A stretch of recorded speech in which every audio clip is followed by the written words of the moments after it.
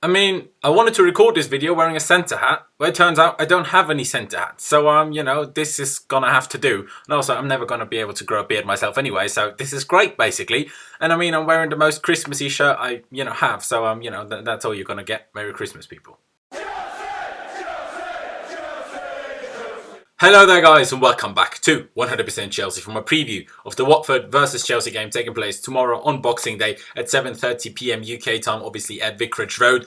And obviously Chelsea need to bounce back from that frustrating and painful defeat against Leicester, and we need to take on an in-form Watford. Now, with it being back-to-back Premier League games, the question is, how much will Maurizio Sarri rotate? Will Alonso and Willian stay in the team, and will Eden Hazard stay up front? But yeah, I'm not going to record the whole video with that other hat. I'm not even sure how good the audio is going to be with that, when I edit it. But yeah, let's not do that. Of course, this is the preview. There will be a review, there will be a fan cam, there will be a vlog, all sorts of content. If you don't want to miss out on any of that, obviously coming at you tomorrow, and obviously in the future for all the other games, make sure you subscribe to 100% Chelsea. And also, let's see when we can hit 400 or more likes. Let's make it 500 or more likes, because why not? It's Christmas Day. I'm recording a video nonetheless, providing you with, this preview. If you're watching this, thank you. Obviously, it's Christmas Day, so can't expect anyone to watch this video. But, the grind is real when I'm recording this. So, if you appreciate it, if you enjoy the video, make sure you drop a like. I'd massively appreciate it.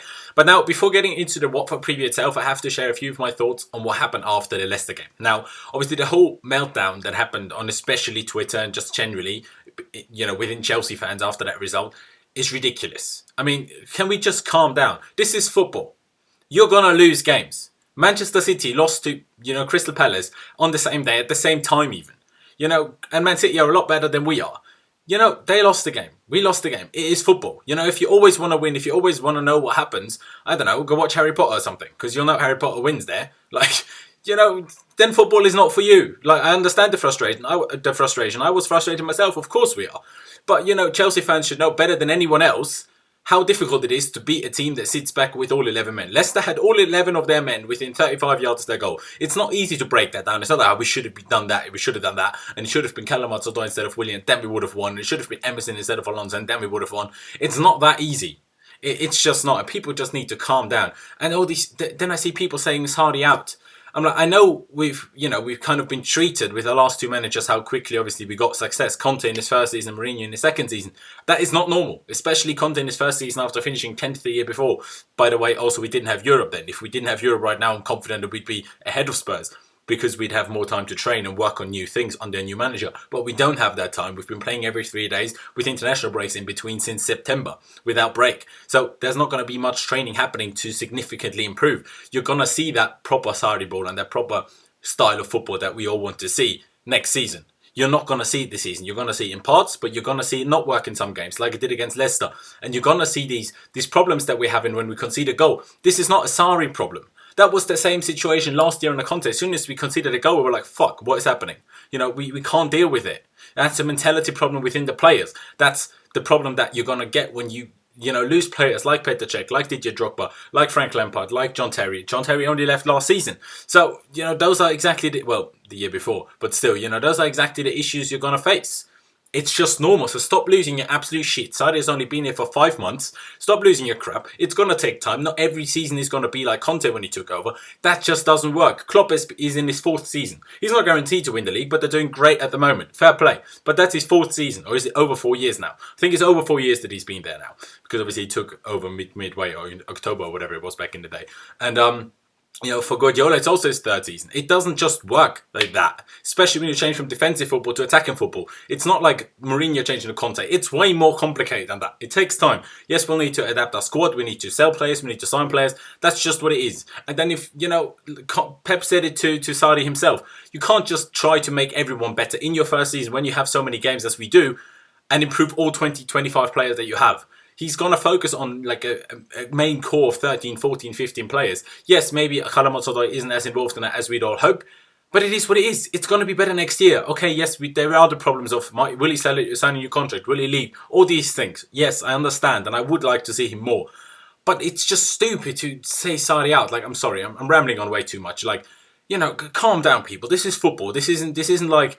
Not everything that you hope for is going to happen. It's just not that simple. But, like I said, enough of that. And let's finally get into the Watford preview. Now, obviously, talking about opposition that is Watford. They currently sit in 7th, best of the rest at the moment, if you will, best of the rest. And, they're just 2 points off Manchester United as well. So fair play with 8 wins, 3 draws and 7 defeats and a goal difference of 0, scoring and conceding 25 goals.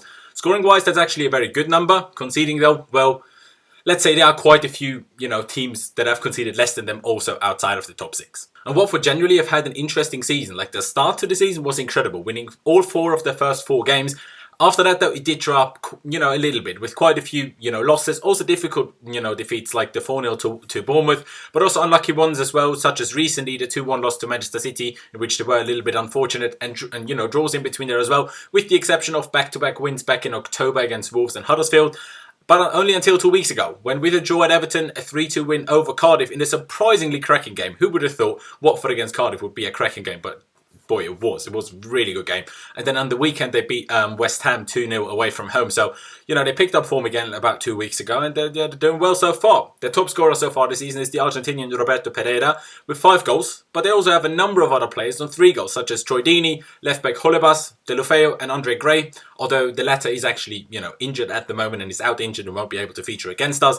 As are, Will Hughes, a very good player in my opinion, centre-back, Austrian centre-back, Sebastian Prödl, and also forward Pena Randa, I think his name is. Those are all out injured and won't be able to feature against us. But, saying that, they still have multiple danger men available against us. I mentioned Gerard Deulofeu with his pace, ridiculous pace, always a dangerous player. Troy Deeney, obviously with his strength and power, is good in the air, he's a leader. And, Pereira, the top scorer so far, he's just an overall great footballer in my opinion. Plus, they also have some other, very decent players that are dangerous. Formation-wise, they do tend to go for a 4-2-3-1 formation most of the time.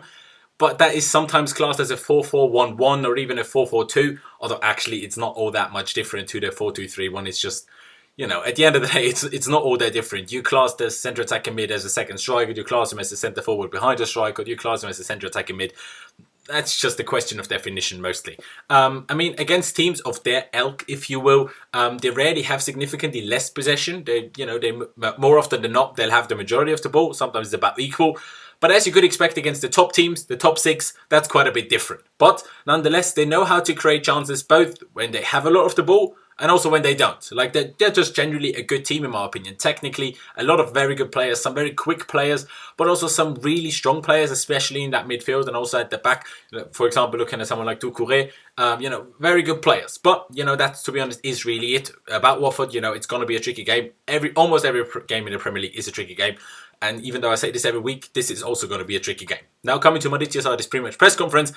And as you might expect, with it being Christmas Day today, there was no press conference, ahead of this game per se. The only thing that did happen is after the Leicester game, obviously on Saturday, basically the post-match press conference of that was basically split into 2 parts, with the second one being, as basically the preview for the Watford game. And in that second part, manager Mauricio Sarri did say that Alvaro Morata should be fit and able to play against Watford, obviously tomorrow on Boxing Day.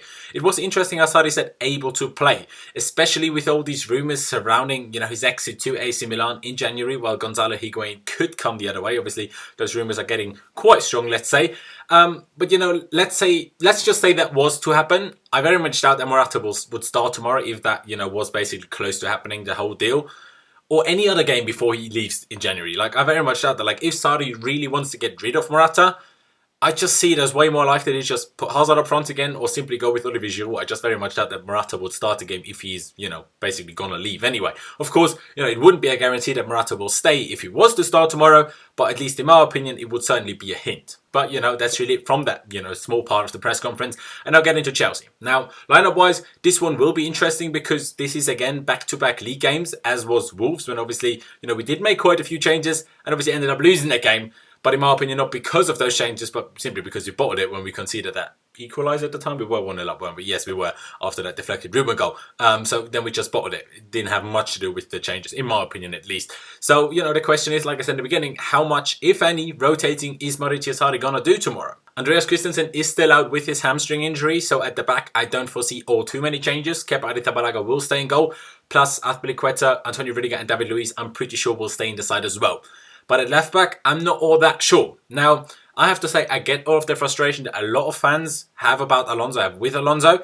But saying that Sarri has lost the plot if he starts him again tomorrow is just silly in my opinion. See, Emerson is quicker than Alonso, but But to be honest, that's about the only advantage he has over him. Like, okay, he's a better dribbler, but we're not playing wingbacks, and I don't particularly care about our fullback's dribbling ability. That's not what I'm, all too fussed about. To me, choosing between Alonso and Emerson at the moment isn't choosing who's better. It's choosing who's worse and, playing the other one. Like, Emerson has played in the Cup against the weaker Liverpool side and Bournemouth plus in the Europa League. Not exactly the most representative games, and also barely any games in a row. Well, no games in a row because Alonso hasn't been injured so far. So, in my opinion, it's not all that easy to judge. Plus, I do hear some things about possible reasons why Emerson might not be included by Sarri all that often.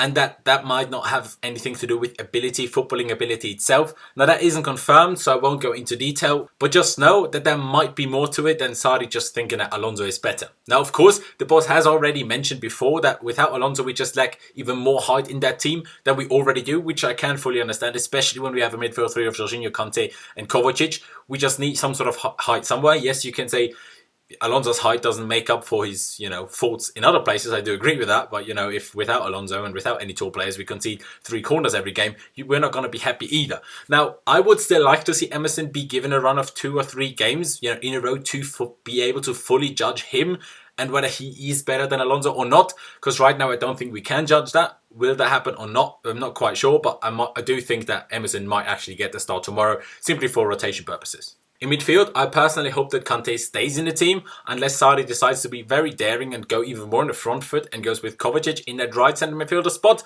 But I do think that Kovacic will actually be rested tomorrow, and then I truly hope that Loftus Cheek starts instead of him rather than Ross Barkley. Now, I'd rather Ruben start anywhere on the pitch, like I'd rather have him start on the wing than not at all. But for me, if it was down to me, he would be starting it, in the left centre mid spot rather than on the wing. Whether Jorginho stays in the side or not, I'm not quite sure. Like, I felt he did alright against Leicester, actually, contrary to a lot of people, especially in the first half. I thought he was very good, also defensively and dictating the play really well.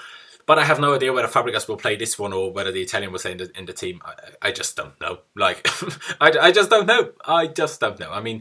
There's a good chance it will be Fabregas. Could just be Jorginho, obviously, with Jorginho coming off throughout the game, although that was pretty late on in the game. I'm just not sure. And coming to the front three, well, I don't want Olivier Giroud to start. I think Giroud is a decent super sub. He's a decent player to come on, an impact player. But I don't want him to start. And like I said earlier, I don't think Morata will start. So I'd say Hazard up front again is probably the most likely. And then on the wings, will Willian and Pedro start again? I don't know. I personally would start Keller Odoi, but Willie, I doubt it, to be honest. I actually think that there is a good chance that Willian will start on the left again, while Loftus Cheek starts on the right wing and Barkley starts in a left centre mid spot. I think that's very likely. Why Willian, to start and not Pedro, at least in my opinion?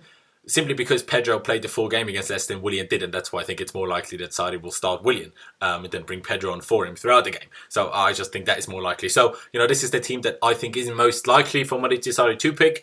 Kepa Arrizabalaga and goal. A back four of Azpilicueta, Emerson, Palmieri, Antonio Rudiger and David Luiz as 2 centre-backs. A midfield 3 of... I just can't decide between Jorginho and Fabregas. Let's just go with, Fabregas. I don't know. I'm going to put Fabregas on screen.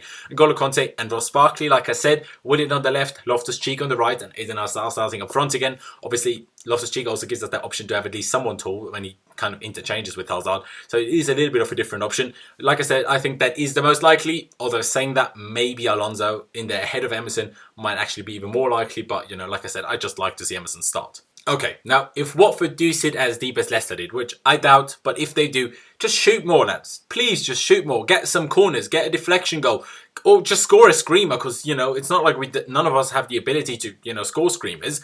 But of course, don't just shoot. Don't shoot all the time. We still have to move them around with quick passing and find that opening between their players and then play through someone like Hazard and then be 1-on-1 with the keeper. Like, obviously, he was against Leicester and then he hit the bar annoyingly. Otherwise, he probably would have won that game quite comfortably. But he didn't score, and that's why we ended up losing the game, in my opinion. People criticise the sideways passing so much, and, well, I'm sorry to break it to you, but when your opponent has all their 11 men within 35 yards of their own goal, and you don't ever pass the ball sideways, or you just don't pass the ball sideways, well, you're going to constantly lose the ball. Because you can't just pass through a wall of 11 people. It just does not work. You're going to have to move them around and, find an opening, create an opening. That's where you shift them. You make them move around. And then you hope that someone doesn't fully, keep his positioning spot on. And then there is a gap and that you can use. When the opposition defends well, that's very tricky. As Barcelona and Bayern Munich learned against us in 2012. It's not that easy. Sideways passing...